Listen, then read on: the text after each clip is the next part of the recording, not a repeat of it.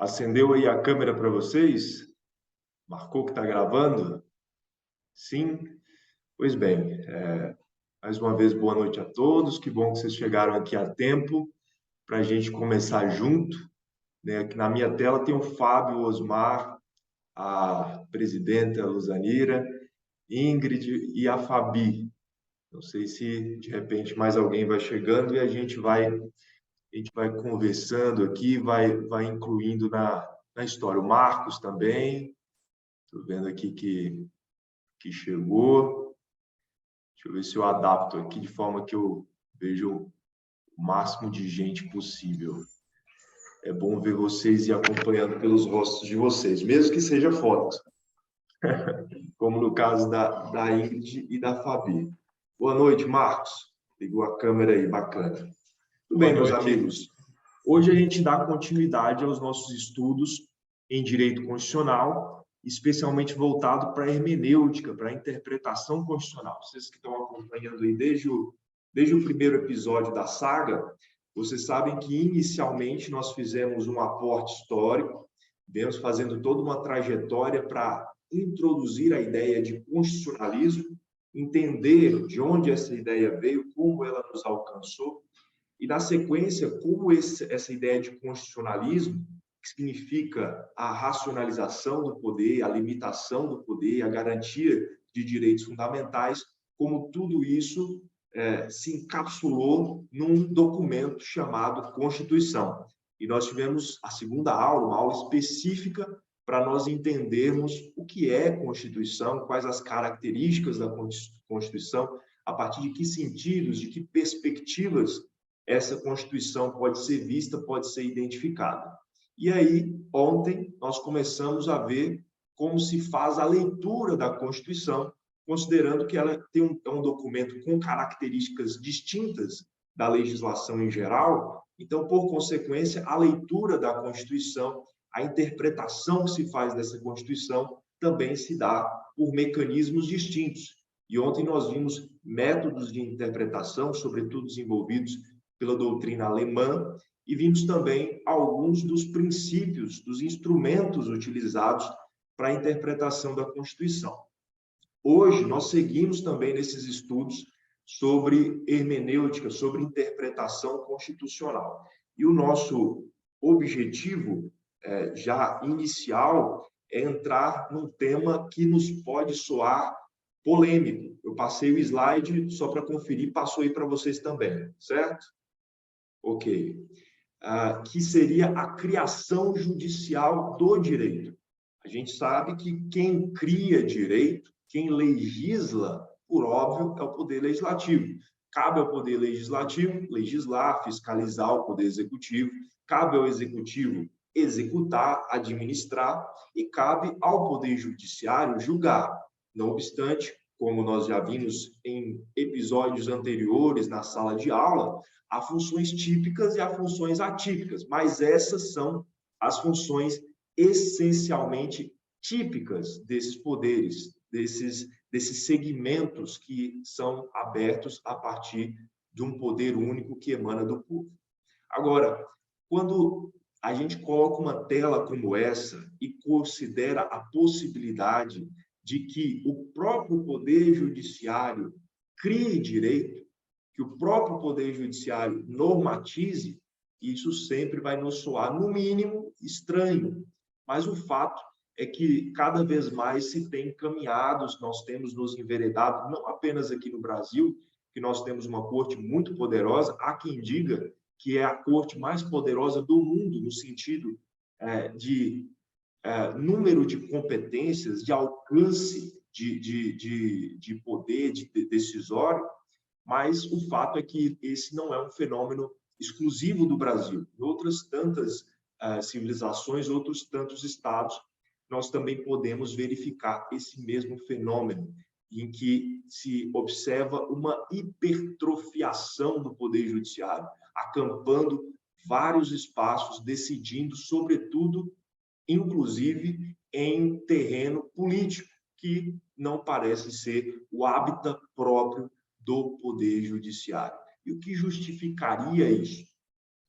De antemão, é preciso dizer, e eu já conversei com vocês sobre isso nas nossas aulas anteriores, que é fato que o Poder Judiciário, que a Corte Constitucional, assume um papel contramajoritário.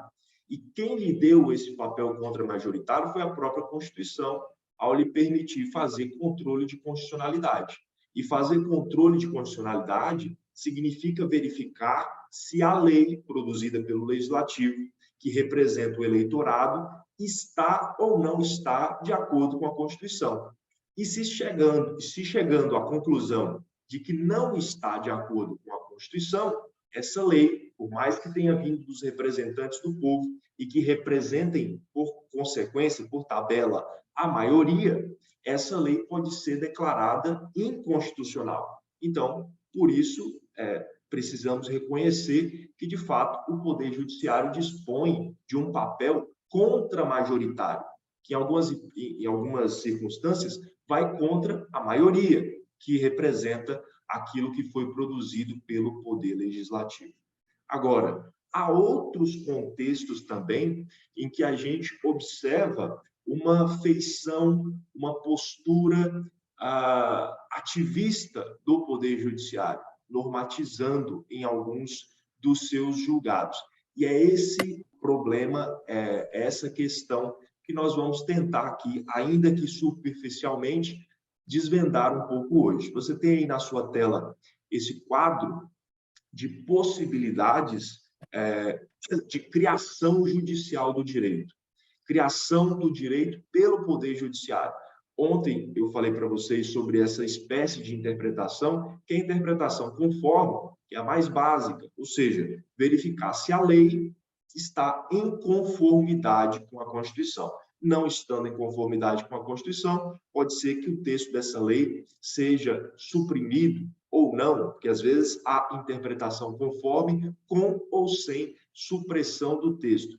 Mas o fato é que, a partir dessa compreensão da interpretação conforme, da adequação das leis à Constituição, se chega a esse denominador, que é a criação judicial do direito. Isso que você vê na sua tela, num quadro à esquerda azul.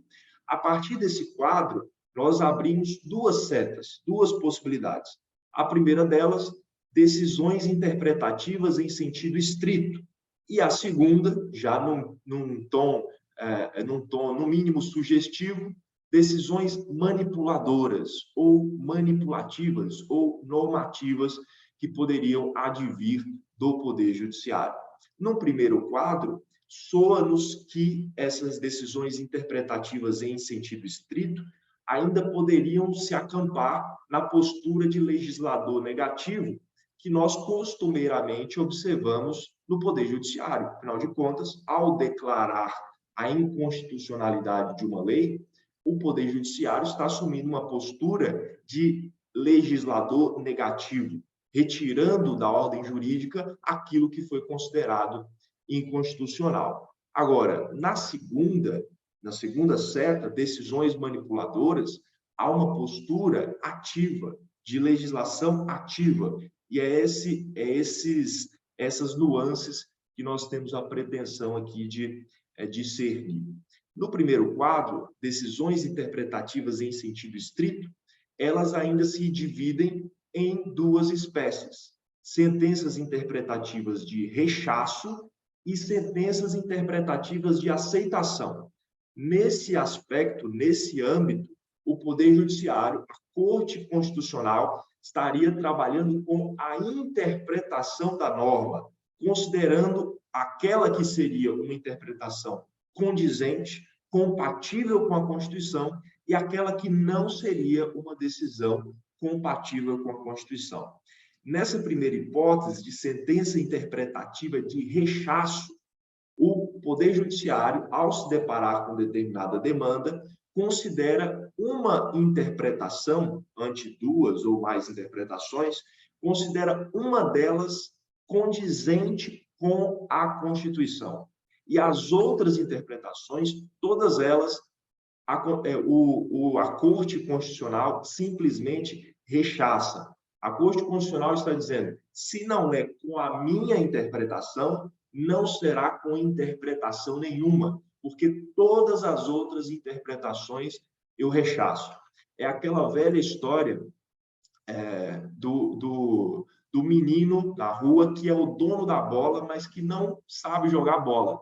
Mas para se garantir, ele é o dono da bola. Então, ele leva a bola para jogar. Se ele não foi escolhido para jogar, ele diz, muito bem, estou indo para casa e eu levo a bola. E vocês ficam sem futebol. Agora, se vocês deixarem eu jogar, então a gente joga com a nossa bola. Ou seja, ele rechaça o futebol, ele repudia todas as possibilidades ali do futebol, se ele não for introduzido ali no jogo. Da mesma forma, observados as devidas reservas dessa metáfora, mas só para a gente visualizar, o STF, ao analisar a interpretação conferida a determinada norma, ele a considera inconstitucional, uma ou várias interpretações. E a interpretação que ele adotou, essa sim será condizente com a Constituição. Todas as outras interpretações serão repudiadas, serão rechaçadas. Nessa segunda hipótese, a sentença interpretativa de aceitação, a demanda chega ao Poder Judiciário a partir de um caso concreto decidido por tribunais ordinários, tribunais inferiores. E aí, o Poder Judiciário, ao se deparar com essa interpretação que vem sendo admitida pelos tribunais ordinários, ele considera essa interpretação inconstitucional, anula a decisão dos tribunais inferiores a respeito da matéria e passa a adotar uma outra interpretação. Ele aceita o dispositivo, ele aceita o enunciado, e daí por isso o nome, sentença interpretativa de aceitação. Ele aceita o enunciado, porém, a norma que emana desse enunciado, segundo a interpretação dos tribunais inferiores, dos tribunais ordinários, ele não aceita. O que ele aceita é o enunciado. Nessa perspectiva, me parece que a postura do judiciário ainda é uma postura de legislador negativo. Essa interpretação eu aceito, essa interpretação eu não aceito e desconsidero.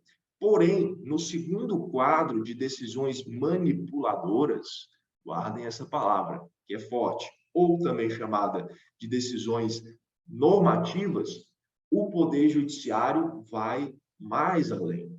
Ele, de fato, normatiza, ele, de fato, cria direitos. E essas decisões manipuladoras tanto podem ser aditivas, quanto podem ser substitutivas. Quando serão aditivas? Quando o Poder Judiciário observa uma omissão que ele considera inconstitucional, percebendo que aquele espaço não foi preenchido, não foi legislado e deveria ser, e não esperando que, pelas vias próprias, pelos mecanismos próprios do Poder Judiciário, se legisle aquele respeito, o Poder Judiciário normatiza, o Poder Judiciário legisla e faz e concretiza a partir da sua decisão. Vocês que estudaram processo constitucional no último semestre, vocês devem se lembrar, nós vimos muito sobre a ação direta de inconstitucionalidade por omissão e o mandado de injunção, que são hipóteses em que se identifica uma omissão inconstitucional e, diante dessa omissão inconstitucional, pode-se adotar uma postura no sentido de concretizar aquilo que precisa ser feito naquela circunstância, como uma forma de se concretizar direitos. Tá? E, por outro lado, essa seria uma sentença aditiva. E, por outro lado, nós temos ainda a sentença substitutiva. A sentença substitutiva, ou seja, já há legislação àquele respeito, mas o Poder Judiciário, não contente em declarar a inconstitucionalidade daquele dispositivo, ele o substitui por outro, que lhe parece adequado à sua forma de interpretar, à sua forma de ver a Constituição. Nessa perspectiva, nos parece que a postura da Corte Constitucional é ativista, manipuladora, porque identifica a omissão e supre essa omissão com a sua decisão, normatizando, ou identifica uma lei que não se coaduna com a Constituição e substitui essa lei por uma outra, criada, faz um enxerto e ali muda a circunstância. Só para a gente ver aqui algumas possibilidades, alguns exemplos, né, de sentença aditiva, que não quer dizer necessariamente que o resultado seja ruim, tá? Não quer dizer que a decisão do judiciário, aquele respeito, é ruim. O fato é que talvez não seja este o canal adequado para se promover essa alteração. Você certamente já deve ter ouvido falar sobre a situação de algumas mulheres que descobrem que estão grávidas e o feto é anencéfalo, né? O feto é anencefálico. E já se sabe que aquele feto, aquele nascituro, está condenado à morte, né? a um período de vida muito curto. Fato é que é um bebê que já vem com a vida expirada, sem condições de vida. E aí, nessas circunstâncias, algumas mulheres querem interromper a gravidez. E aí se analisa, nós estaríamos diante de um aborto ou não estaríamos diante de um aborto, já que o feto é anencéfalo. Vocês que são estudiosos do Código Penal sabem que lá na parte especial do Código Penal, entre os artigos 124 e o artigo 128, há menções de possibilidades de crime de aborto. E há também excludentes de ilicitude, tá? Só para você lembrar das aulas de direito penal, que o crime ele tem fato típico, precisa ser ilícito e precisa ser culpável. É isso mesmo, Fábio? São essas três, tá certo? Não errei não, né? Beleza. Então, fato típico, ilícito e culpável. Dentre as excludentes, algumas excludentes estão ali na parte geral, mas há excludentes também que estão na parte especial, no que se refere ao aborto. E a gente sabe que é possível o aborto em duas hipóteses. Quais são essas hipóteses? Lembram delas? O aborto pode ser terapêutico, certo? Tá certo isso aí? O aborto pode ser terapêutico quando a mãe corre risco de vida, ou o aborto pode ser chamado aborto sentimental ou emocional, porque a gravidez é oriunda de estupro. Nessas duas possibilidades, se considera que há uma excludente de ilicitude, porque não haveria ali como exigir daquela mulher que ela tivesse um filho nessas circunstâncias, colocando em risco a própria vida ou recebendo um filho, trazendo ao mundo alguém que é fruto de um evento tão traumático como um estupro. Nessas duas circunstâncias, o aborto é admitido. E aí o que fez o Poder Judiciário, o que fez a Corte Constitucional? Passou a considerar também a interrupção da gravidez do feto anencefálico, e aqui eu não estou entrando no mérito da questão, tá? Eu estou dizendo se isso é certo ou errado, se essa interrupção é justa ou se ela não é justa. O que eu estou aqui colocando para apreciação de vocês é se isso está sendo feito pelos canais adequados ou não. Percebe? Então, se de fato vai ser acrescida mais essa hipótese de excludente de ilicitude, deveria isso ser feito pelo Poder Judiciário ou seria o caso de ser feito pelo Poder Legislativo? Haveria aí uma violação da separação de poderes? É uma questão a ser considerada. E é uma hipótese da chamada sentença manipuladora aditiva, em que se identifica a omissão e se passa a preencher essa omissão com uma determinação judicial. Em ocasiões parecidas, há uma decisão emblemática, um voto do ministro Barroso, também falando que a interrupção da gravidez poderia ser possível no primeiro trimestre da gravidez. E isso não está legislado, isso ainda vai ser objeto de debate, né, pelo plenário, mas o fato é que isso aí, eventualmente, pode vir a ser aplicado, porque se considera, se eu bem me lembro, no voto do ministro, que nesses 3 meses o sistema nervoso da criança ainda não teria sido formado, não se chegaria à fase de nidação. Vocês são estudiosos da biologia aí, vocês podem fazer a pesquisa a esse respeito. E, em razão disso, a interrupção da gravidez seria possível. E seria mais uma hipótese de preenchimento de um espaço vazio sem que passasse pelas vias legislativas. Marcos está com a mão levantada? Pois não, Marcos? Duas questões. A primeira questão é a respeito dos tribunais, quaisquer tribunais, ou Superior Tribunal de Justiça, STF, ou o próprio TJ, na questão da legislação. E a segunda, já não é pacífica essa história do anencefalo, né, do bebê anencefalo, já não está no código, já não faz parte, ou ainda cabe discussão. Eu entendi que já estava como regra que aborto de anencefalo não seria considerado alguma coisa tipo crime, alguma coisa tipo errado. De fato, Marcos, já é algo pacífico, já se admite como excludente de ilicitude mesmo, ponto.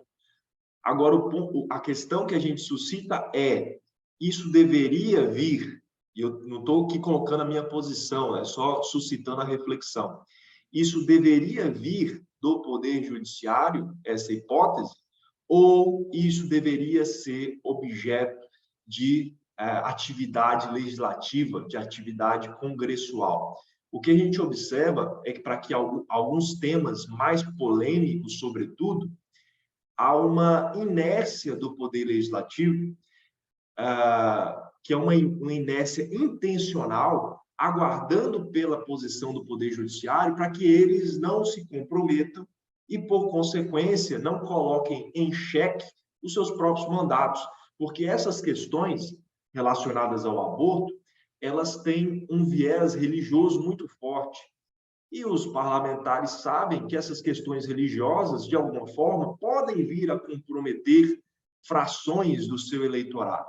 Então, ao invés de enfrentar a matéria, eles aguardam a postura do judiciário. Às vezes, a gente tem a impressão, e a gente gosta de dizer isso, que o judiciário é ativista, que o judiciário está se imiscuindo num espaço que é próprio do legislativo.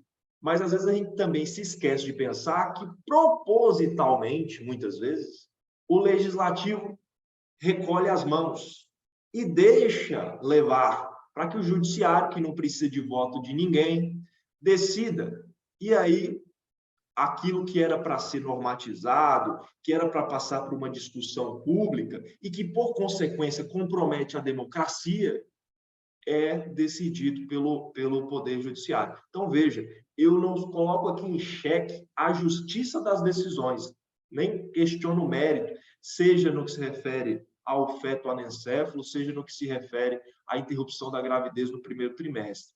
O que eu coloco em xeque é se está caminhando pela via adequada, respeitando a democracia, sobretudo, né? Porque nós precisamos fazer parte desse debate, né? A partir dos nossos representantes, a partir de audiências públicas, né? É preciso se respeitar o processo legislativo, ou se não se está respeitando isso e se está impondo de cima para baixo, a partir do judiciário, decisões, ainda que boas decisões, mas que precisam contar com a participação, com a construção democrática, na minha forma de ver. E, por fim, um terceiro exemplo aí também de decisão manipuladora e aditiva, é esse exemplo famoso que a gente tem, próprio lá do artigo 37, inciso 7º da nossa Constituição, você sabe que é garantido o direito de greve ao servidor público. Porém, se trata de uma norma constitucional de eficácia limitada. A gente vai ter uma aula sobre isso, sobre a eficácia das normas constitucionais. E as normas constitucionais de eficácia limitada, elas dependem de norma infraconstitucional que as discipline para que elas tenham, então, efetividade. É o caso do artigo 37, inciso 7. Então, há aí uma omissão. Diante dessa omissão, o que há de se fazer? Por muito tempo, o STF adotou uma postura não concretista, as primeiras décadas ali a partir de 1988. Então, recebia um mandado de injunção, recebia uma ação direta de inconstitucionalidade por omissão, e o resultado era simplesmente dizer para o Poder Legislativo: olha, Poder Legislativo, está vendo isso aqui? Você não fez o que você deveria fazer. Você tem que legislar sobre isso aqui, amigão. Mas não tinha nenhum poder coercitivo.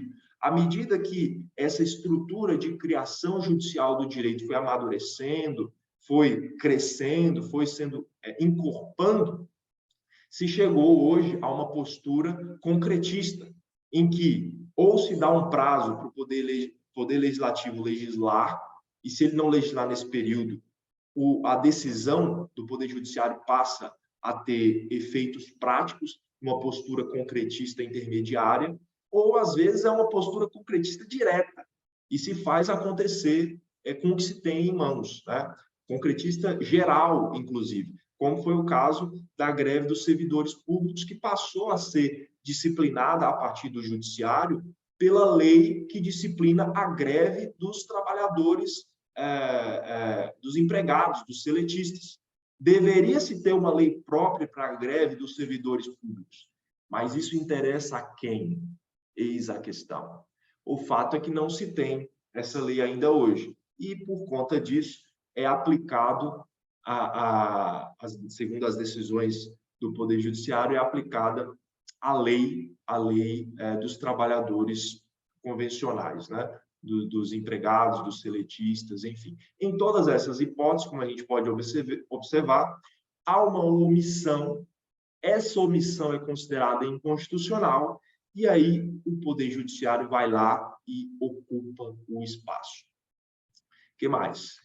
Essas decisões manipuladoras, elas também podem ser consideradas decisões substitutivas. Ou seja, já há lei, olha o nível, já há lei que disciplina a matéria, mas eu desconsidero essa lei e aplico do meu jeito. Eu mudo, eu tiro o que está na lei e faço um enxerto. O exemplo que está aí no material de vocês é relacionado à desapropriação por utilidade pública.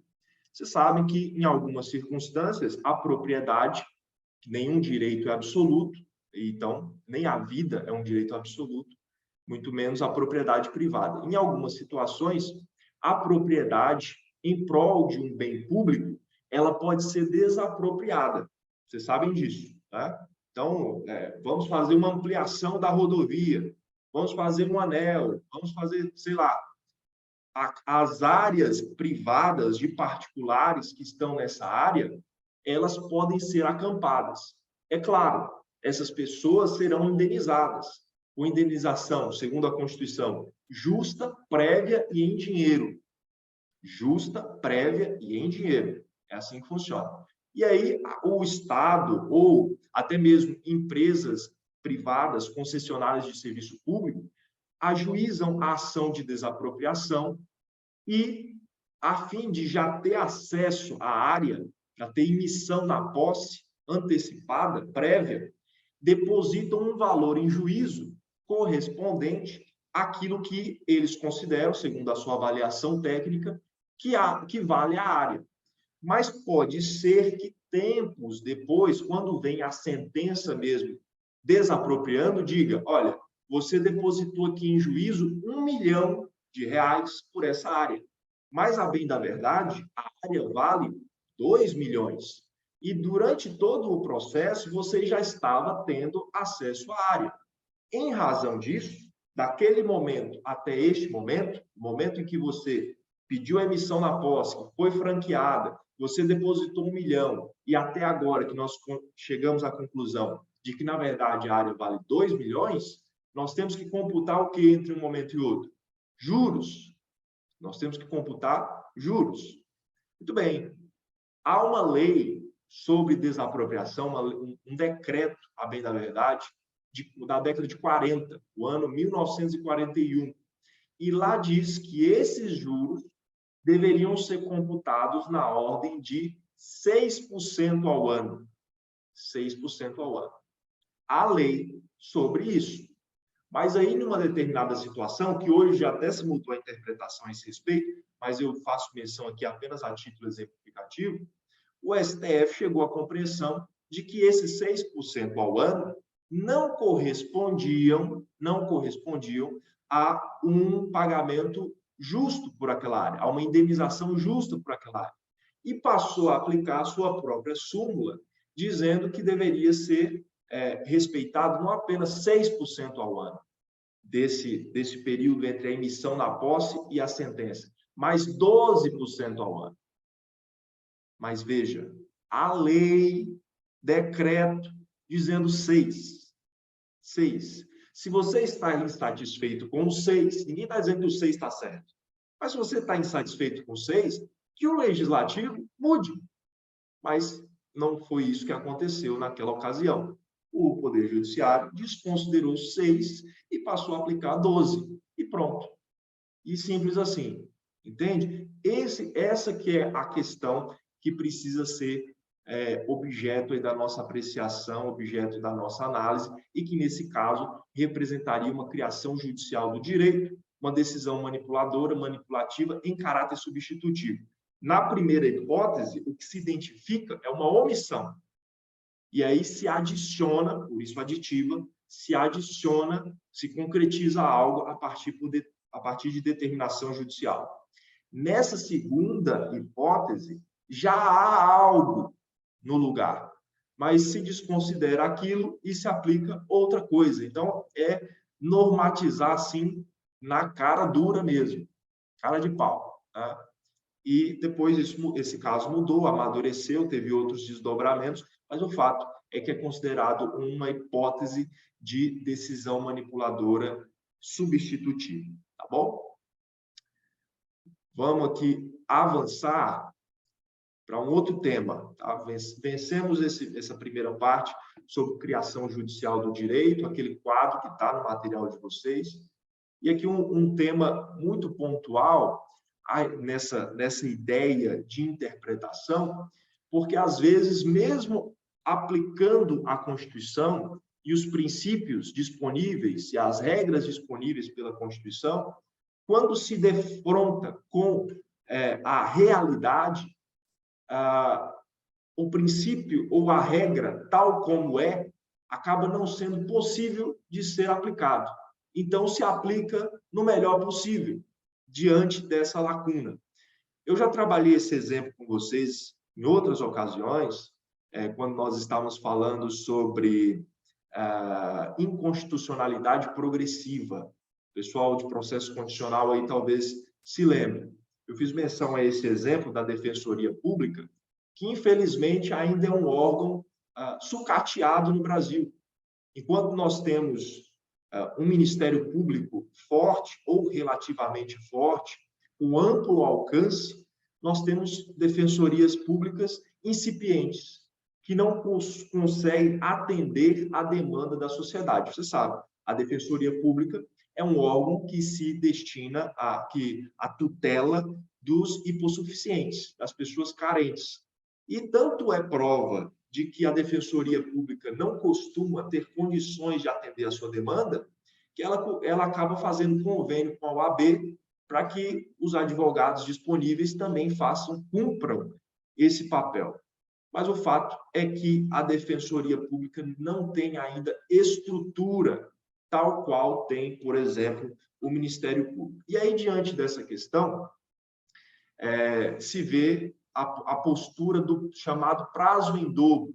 Ou seja, digamos que o Fábio, promotor de justiça, que um exemplo bem básico, aleatório, não quer ser promotor de justiça. Enfim, mas só no exemplo, Fábio, só no exemplo. Fábio, promotor de justiça, tem 10 dias de prazo para determinada questão no processo. Um recurso, uma manifestação, enfim, 10 dias. Não estou mencionando prazo de nada, é só uma hipótese. A defensoria pública, por consequência, deveria ter um prazo em dobro, de 20 dias. Por quê? Porque enquanto o Ministério Público tem uma estrutura grande, muitos profissionais que atendem, que alcançam, que cumprem a demanda, os defensores públicos, quem sabe aí, doutor Osmar, tem muita demanda, pilhas e pilhas de processos, não vamos falar agora em pilhas, no nosso momento de processo eletrônico, embora aqui em Hortolândia ainda tem muitas pilhas, né, Marcos sabe disso. Mas aí, de repente, não tem condições de atender. Então, é desigual. Não tem como eu dizer, olha, Fábio, para você 10 dias e para o Osmar os mesmos 10 dias, sendo que vocês têm estruturas muito distintas. Aí você diz, não, mas nós temos que aplicar aqui a igualdade. Se é 10 para um, tem que ser 10 para outro. Mas que igualdade? Uma igualdade meramente formal ou uma igualdade substancial? E aí, nessa perspectiva, é que a gente entra nessa ideia de pensamento jurídico do possível. O que é possível se fazer?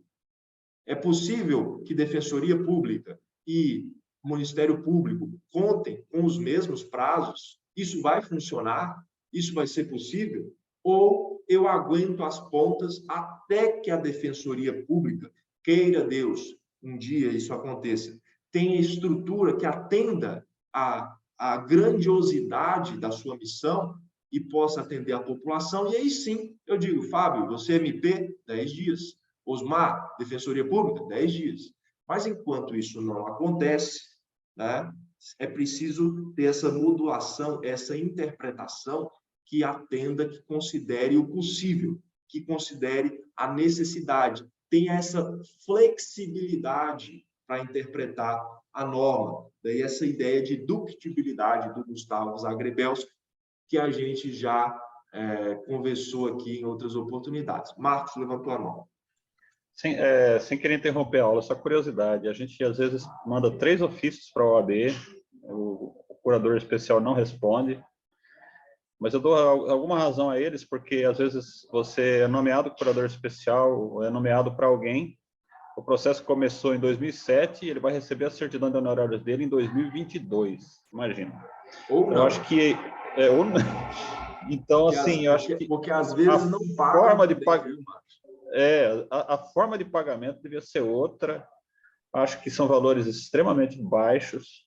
Então, isso, não sei, realmente enfraquece quem é advogado querer advogar em nome dessas pessoas hipossuficientes nesse sentido, porque também, por advogado passar 17, 18 anos com o processo e depois receber uma ninharia ainda... E o ponto, Marcos, também... é que o advogado decente, ele não vai fazer um trabalho inferior só porque está atendendo a defensoria pública e vai ganhar menos. Ele não vai fazer ele vai trabalhar da mesma forma que ele trabalharia, falando do advogado, bom advogado, eu acredito que seja a maioria dos nossos profissionais. Ele vai trabalhar conforme ele trabalharia num colarinho branco, se estivesse recebendo muito. E aí vem essa resposta que vai desanimando, né? Vai desanimando.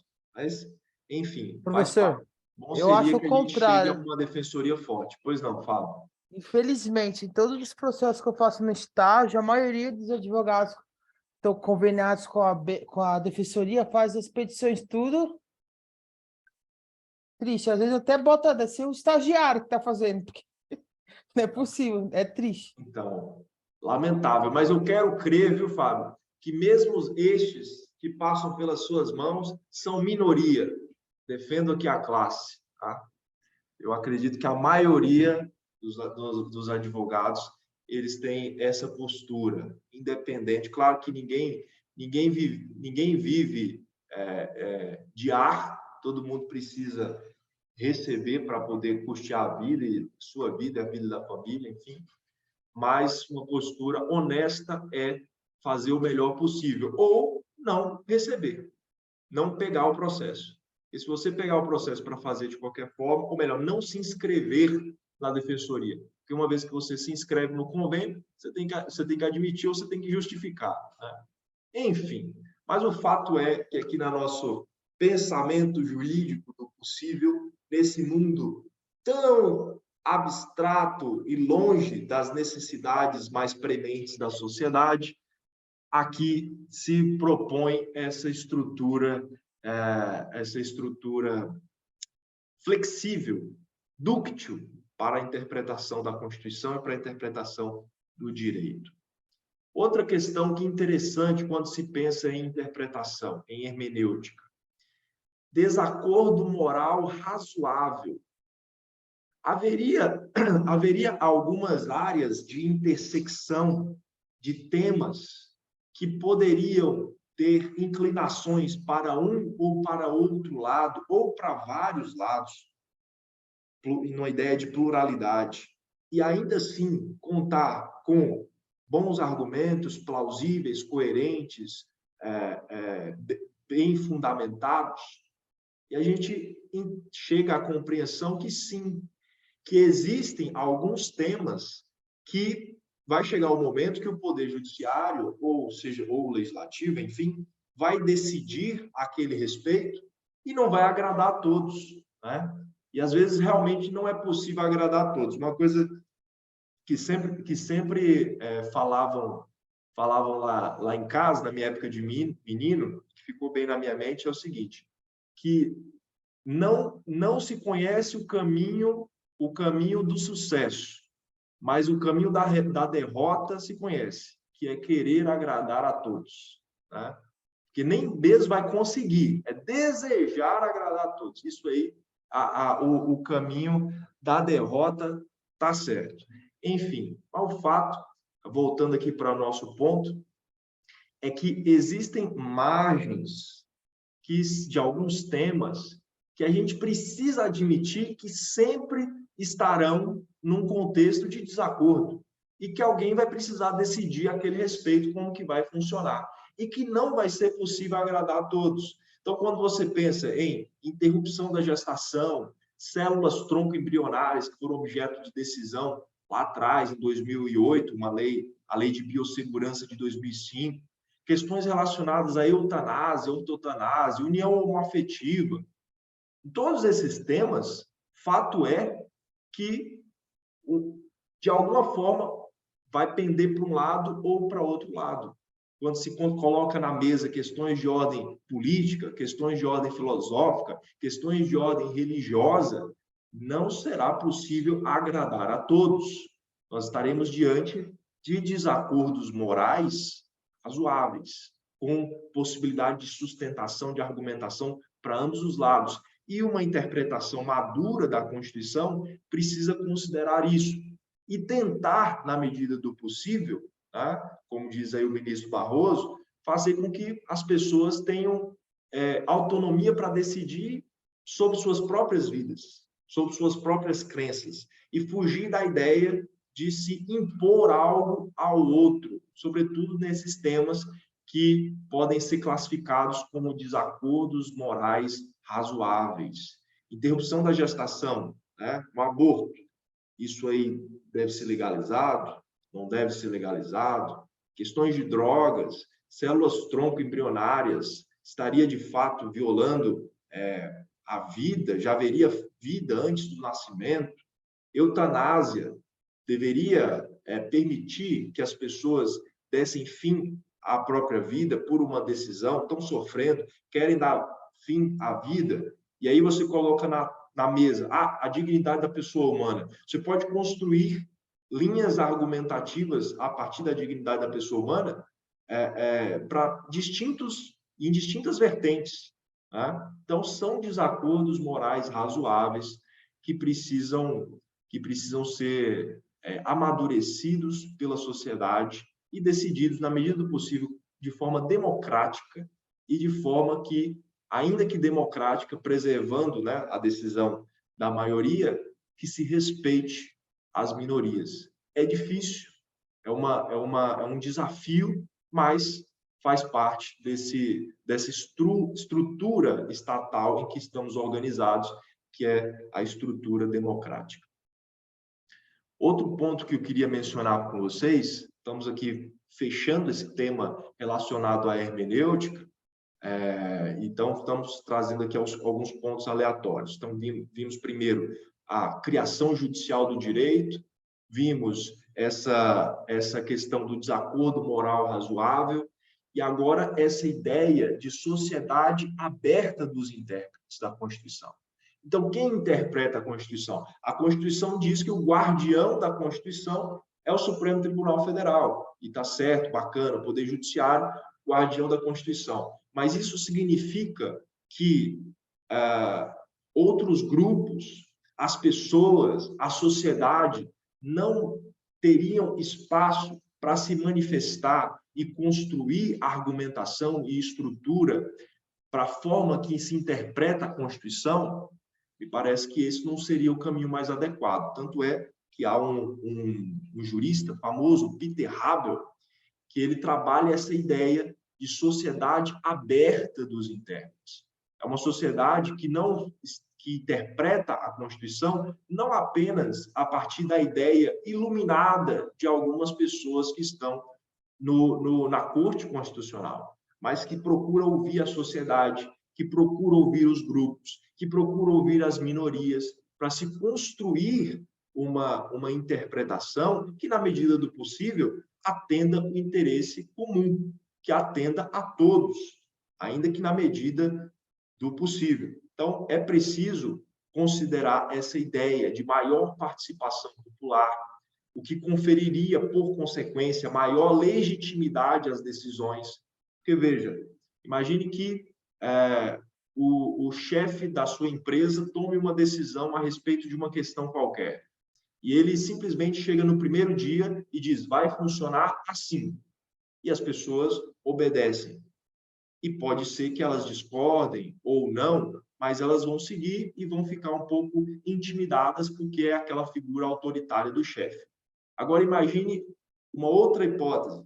O chefe que se comporta não como chefe, mas como líder, ele senta, reúne o grupo, coloca o problema na mesa, ouve a todos, e a partir dessa construção dialogada, se chega a uma postura sobre como as coisas devem funcionar.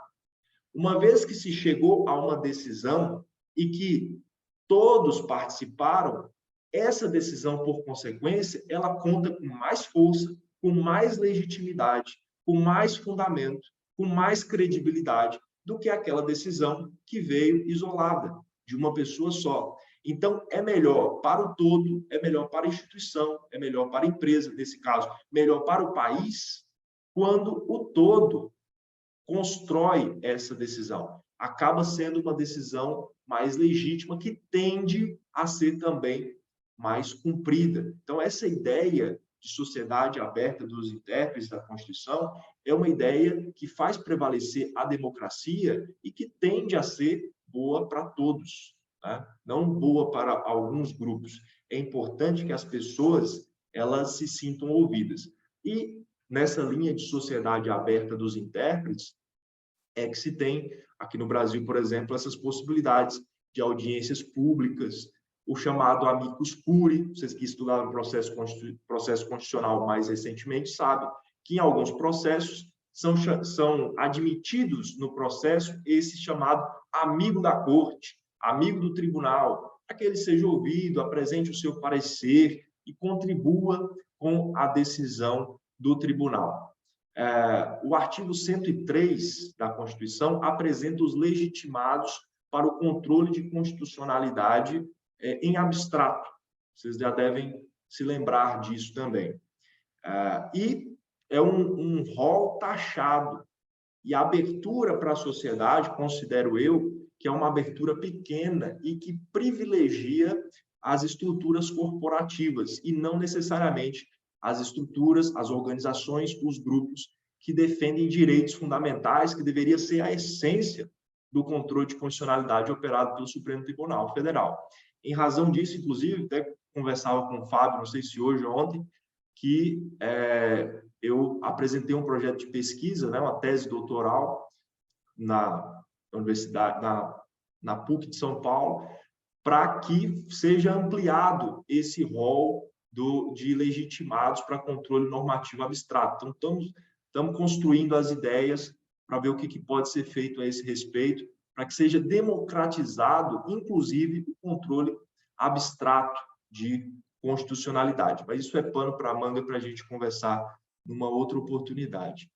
E, por fim, agora que nós temos aí ainda 10 minutos, quero ver com vocês sobre a estrutura da Constituição, para a gente lembrar o que é constitucional. Porque é importante que a gente saiba o que é Constituição e o que não é Constituição, porque isso facilita no momento da interpretação da própria Constituição.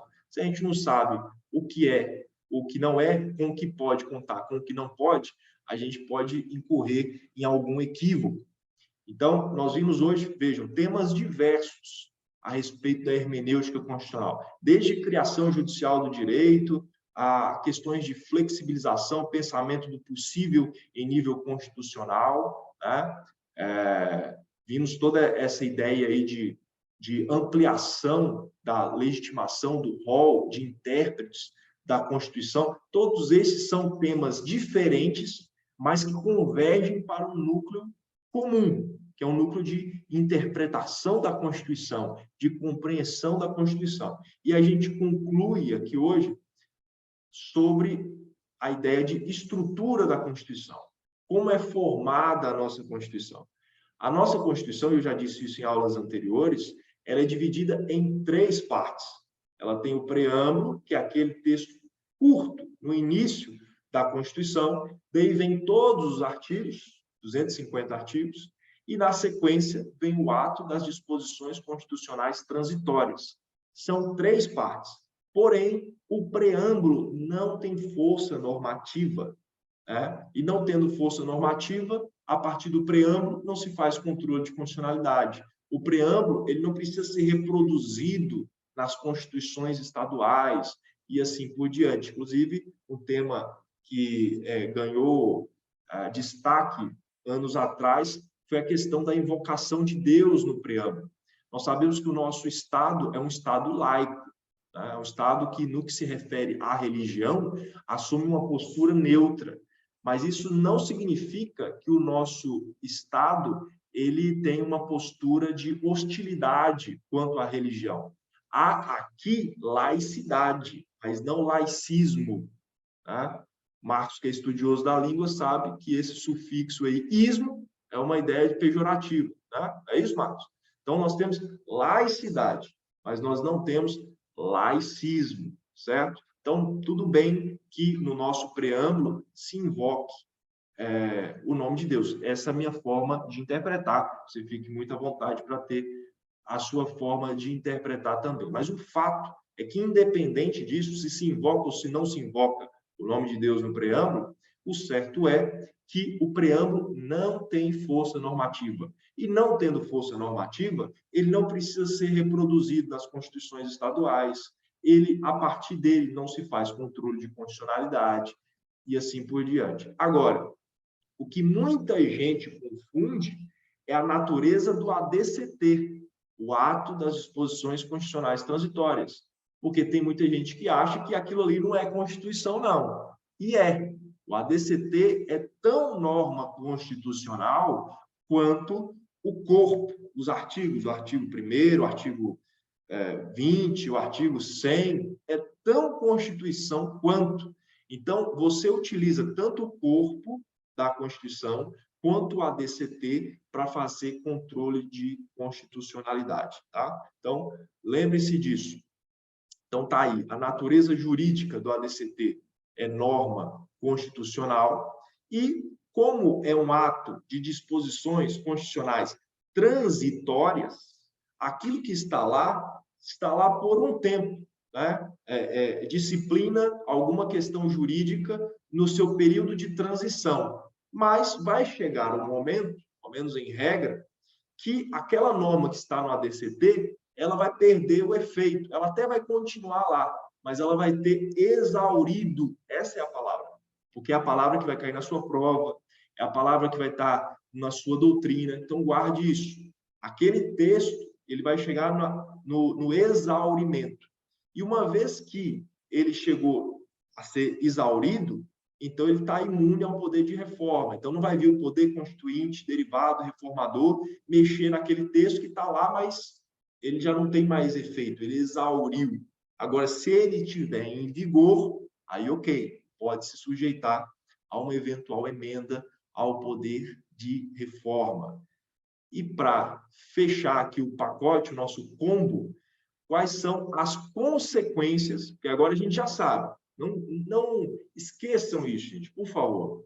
A DCT é norma constitucional, ponto. Agora, quais são as consequências do ADCT ser norma constitucional? Primeiro, poder para trazer exceções às regras do corpo da Constituição.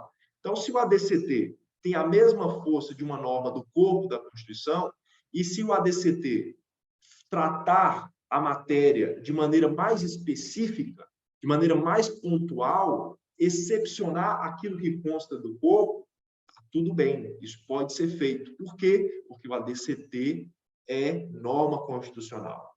Alteração condicionada à manifestação do poder constituinte reformador.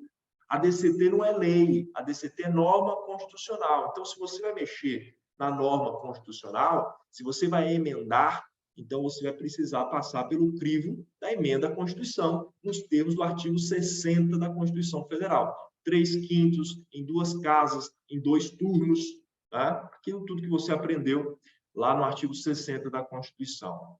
E, por fim, isso que eu já falei 5 vezes nos últimos minutos, o ADCT, sendo norma constitucional, ele é parâmetro de confronto para análise da constitucionalidade dos demais atos normativos. Ou seja, com a ADCT, eu faço controle de constitucionalidade. Eu coloco de um lado a norma parâmetro, que é a Constituição, seja o corpo, seja o ADCT, e coloco do outro lado a norma objeto, a norma infraconstitucional, e verifico se há compatibilidade. Então, o ADCT também serve como norma parâmetro, norma paradigma para o controle de constitucionalidade. Certo? Compreendido? Agora vamos para entretenimento, né? Vamos para um momento mais agradável aqui para a gente fechar. Vamos ver se vocês vão... Temos aqui 4 breves questões e eu quero crer que você vai pegar aí o seu papel, vai marcar no papel, tá? As suas respostas. Depois, se você quiser, você publica, apesar que lá no grupo não dá, né? Enfim, vedaram, colocaram só o administrador para publicar essas coisas. Enfim, mas coloque aí no papel as suas respostas para ver se você vai acertar todas, tá bom? Então, nós temos aqui questão... Essa daí tem na OAB de bolso, foi que eu errei. Olha, então está no momento de acertar, Fábio.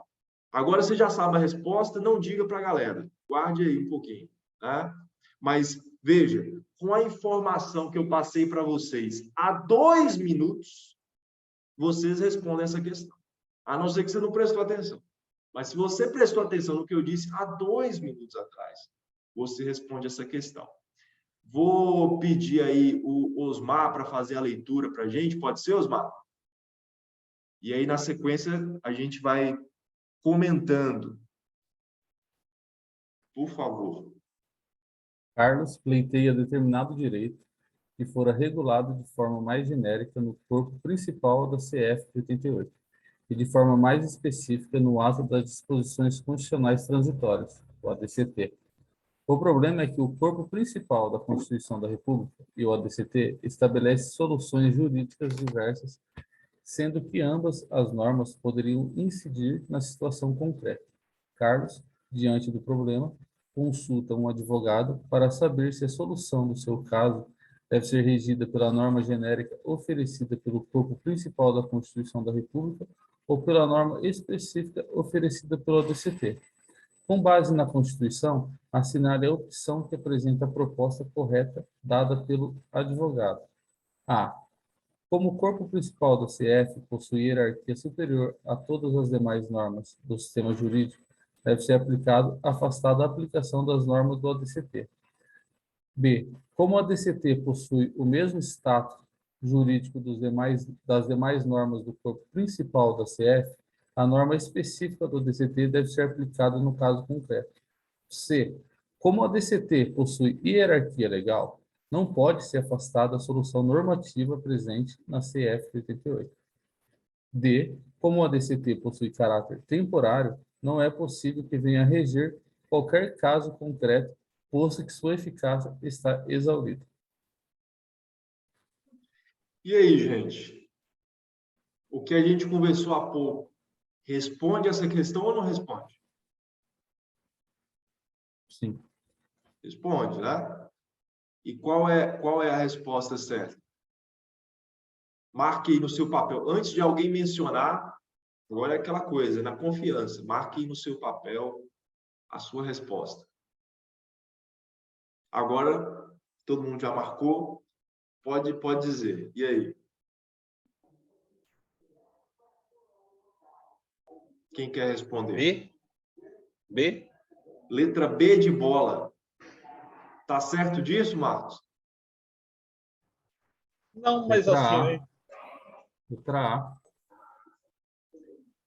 Como a DCT possui o mesmo status jurídico das demais normas do corpo principal, é verdade, a norma específica do ADCT deve ser aplicada no caso concreto.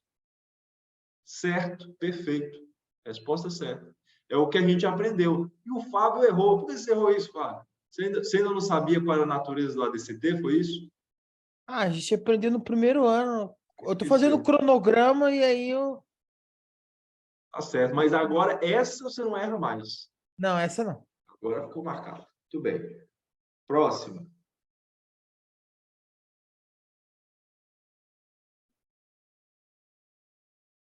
Vou pedir a Fabiana Pedrosa, a Fabi, para ler para a gente. Você tem áudio aí, Fabi?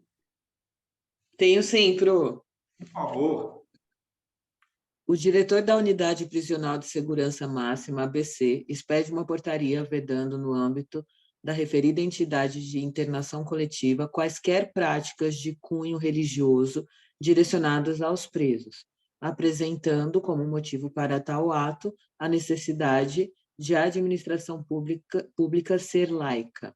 A partir da situação hipotética narrada, assinale a alternativa correta. Pode ler, por favor. A.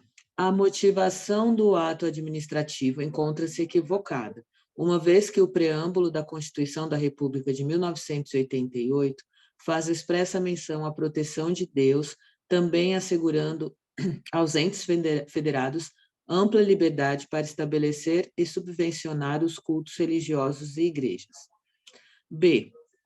O ato expedido pelo diretor encontra plena correspondência com a ordem constitucional brasileira, a qual veda aos entes federados estabelecer cultos religiosos ou igrejas, subvencioná-los ou firmar qualquer espécie de colaboração de interesse público. C. A Constituição da República de 1988 dispõe que, nos termos da lei, é assegurada assistência religiosa nas entidades civis e militares de internação coletiva, de modo que a portaria expedida pelo diretor viola um direito fundamental dos internos. E D. Inexiste incompatibilidade entre a portaria e a Constituição da República de 1988, uma vez que a liberdade religiosa apenas se apresenta no ensino confessional ministrado em caráter facultativo nos estabelecimentos públicos e privados de ensino, não sendo tal direito extensível aos presos.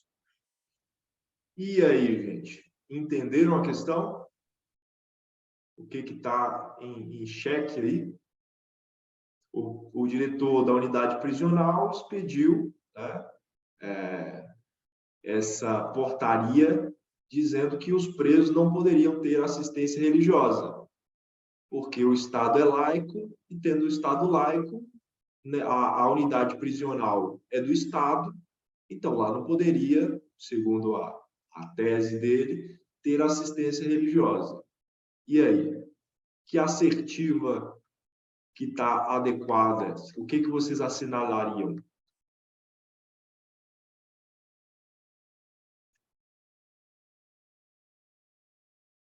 Marca no seu papel, no seu gabarito, e depois responde. Alguém quer arriscar? Pro, eu acredito que é a D. D de dado? É. A gente pode arriscar, você falou. Claro. Vamos ler. Inexiste incompatibilidade entre a portaria e a Constituição, uma vez que a liberdade religiosa apenas se apresenta no ensino confessional ministrado em caráter facultativo nos estabelecimentos públicos e privados de ensino, não sendo tal direito extensível aos presos. Ou seja, a assistência religiosa poderia acontecer, ou melhor, assistência religiosa no ensino confessional facultativo poderia acontecer, mas não seria extensível aos presos. Eu entendo que violou o direito. Pro, É eu acho que aí não. Depois da vírgula, aí já muda. Já E não é aí? mais a D. Qual seria? A C, o direito foi violado. C. A Constituição da República de 88 dispõe que, nos termos da lei, é assegurada assistência religiosa nas entidades civis e militares de internação coletiva. Salvo engano, esse é um texto expresso do artigo 5º. Joguem aí depois no Google. É assegurada assistência religiosa nas entidades civis e militares de internação coletiva. Acho que está no artigo 5º, num dos incisos. De modo que a portaria expedida pelo diretor viola um direito fundamental dos internos. E aí, seria essa? Núbia diz que sim. E você, presidenta? Você fica com a C também ou outra? Sim, Pro, sim. Porque a D, depois, a hora que fala que não sendo tal direito extensível aos presos, aí está errado. É isso mesmo. Artigo 5º, inciso 7. O que diz aí, Fábio? É assegurado nos termos da lei a prestação de assistência religiosa nas entidades civis e militares de internação coletiva. É isso aí. Então, vejam, o nosso Estado é laico, mas o nosso Estado ele não é hostil à religião. Então, nada impede que, para garantia das liberdades dos próprios presos, seja feita a assistência religiosa, né, para eles. Não há um impeditivo a isso. O que o Estado não pode fazer é isso aí que consta da linha A, estabelecer e subvencionar os cultos religiosos. Né? O nosso Estado não pode ter uma religião. Isso consta lá do artigo 19 da Constituição, inclusive. A única oportunidade que o Estado brasileiro teve religião foi na nossa primeira Constituição, Constituição do Império, de 1824, que nomeava a religião católica como religião oficial. Mas desde que nós começamos a nossa condição de república, e a Constituição de 1891 trouxe isso, o nosso Estado é laico. Antes, só tinha igreja católica e quem tivesse outra fé não poderia se reunir em casas em formato de templo. Não podia colocar placa Igreja Batista, Igreja Presbiteriana, Igreja Adventista. Não podia acontecer. Só tinha uma religião oficial, que era a Igreja Católica. Isso está na nossa Constituição de 1824. Depois disso, nós passamos a ser um Estado laico. Mas laicidade não é laicismo. É neutralidade em relação à religião, mas não hostilidade. Então, em razão disso, a assertiva C é a correta. Vamos para mais uma? Deixa eu ver aqui. Edna, tá ouvindo a gente aí? Tá por aí? Acho que a Edna foi jantar. Letícia Dourado. Não. Acho que o pessoal está sem áudio. Núbia, você pode ler para a gente, por favor? Posso.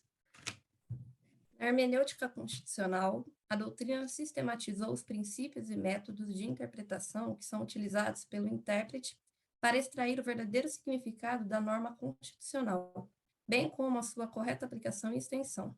Nesse contexto, a interpretação, conforme a Constituição, ganha destaque como técnica de decisão a ser utilizada pelo STF, nos casos concretos. Assim, assinala a alternativa que aponta corretamente um tipo de decisão judicial interpretativa pela qual, diante de duas possíveis interpretações que podem ser extraídas de um ato normativo, o STF adota aquela que se conforma à Constituição e repudia qualquer outra que contrarie o texto constitucional. A sentença normativa substitutiva, B, sentença interpretativa de aceitação, C, sentença manipulativa de efeito aditivo, ou D, sentença interpretativa de rechaço. De antemão, quero fazer a observação de que essa questão vem lá da terra do Fábio, tá? Isso foi aplicado lá no Tribunal de Justiça do Acre, prova banca VUNESP, mas para o cargo aí de juiz no Acre, talvez seja essa a pretensão do nosso querido Fábio Agren da Silva, já que não é a promotoria de justiça, né? Talvez seja a magistratura acreana. E aí, gente? Isso nós vimos lá no início da aula, sobre a criação do direito, né? Que pode ser... Eu iria na D também. D, sentença interpretativa de rechaço. Osmar e Marcos foram nessa. Alguma outra opinião?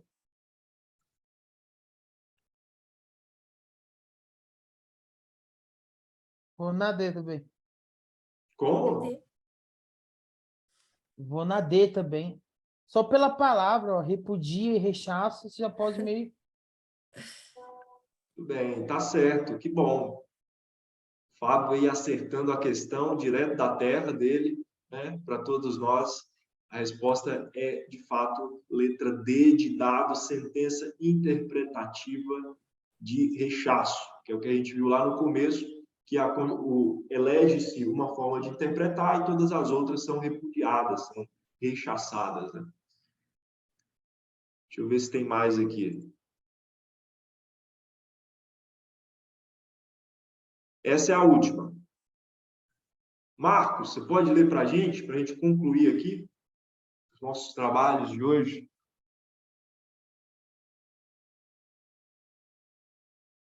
O meu computador aqui deu uma zica, eu estou tentando tirar o chat aqui para eu poder ler. Fábio, você lê para a gente, por favor? Obrigado, Marcos. É sério, vou mandar a foto. Tudo bem, tranquilo. No que se refere à interpretação de natureza jurídica do preâmbulo da Constituição, tá. Segundo jurisprudência do Supremo, o Sosmar é foda. Foi mal, professor, tem um cara que fica me ligando. Tá certo, vocês são um brother. Eu posso ler. Por favor, presidenta.